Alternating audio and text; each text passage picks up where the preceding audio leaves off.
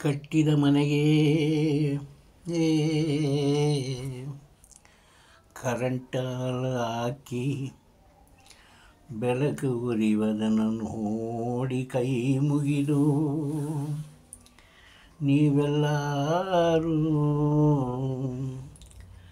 ದರ್ಶನ ಮಾಡಿ ತಿಂಡಿ ತಗೊಂಡು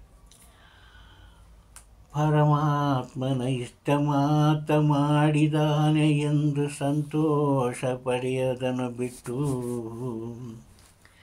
ಕಟ್ಟಿದ ಮನೆಗೆ ಕಾರಣವನ್ನು ಹುಡುಕಬೇಡಿ.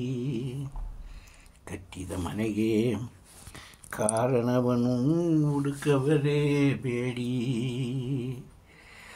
BP ರೋಗ ಬಂದ ಮೇಲೆ ಮೆಡಿಸಿನ್ ತಗೊಳ್ಳೋದನ್ನು ಬಿಟ್ಟು BP ಆಗಿಂದ ಬಂತು ಏನಿಂದ ಬಂತು ಎಂದು ಯೋಚನೆ ಮಾಡಿ ಸಮಯವನ್ನು ವ್ಯರ್ಥಯ ಮಾಡೋಕ್ಕಿಂತ ಸಂತೋಷವಾಗಿ ರೋಗವನ್ನು ನಿವಾರಣೆ ಮಾಡೋಕ್ಕೆ ಕಲಿಯಿರಿ.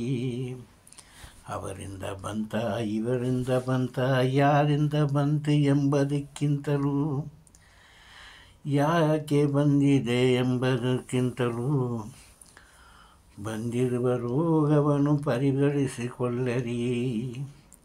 ಹೀಗೆ ಪರಿಹರಿಸಿಕೊಂಡರೆ ನಿಮ್ಮ ಜೀವನವು ಸರ್ವ ಜನರ ಜೀವನವು ಸಂತೋಷವಾಗಿ ಇರಬಹುದು. ಕಟ್ಕೊಂಬಂದ ಹೆಂಡತಿಗೂ ಕಟ್ಟಿದ ಮನೆಗೂ ಕಣ್ಣಾಕ ಹೋಗಬೇಡಿ. ಅದರಿಂದ ನಿಮ್ಮ ಕಣ್ಣಿಗೆ ತೊಂದರೆ ಒಂದು ದಿನ ಆಗಬಹುದು ಎಂಬುದನ್ನು ಯಾರು ಮರೆಯಬೇಡಿ. ಇಷ್ಟೊಂದು ಮಾತಾಡೋಕ್ಕೆ ಅವಕಾಶ ಕೊಟ್ಟ ತಮ್ಮೆಲ್ಲರಿಗೂ ನಮಸ್ಕಾರ.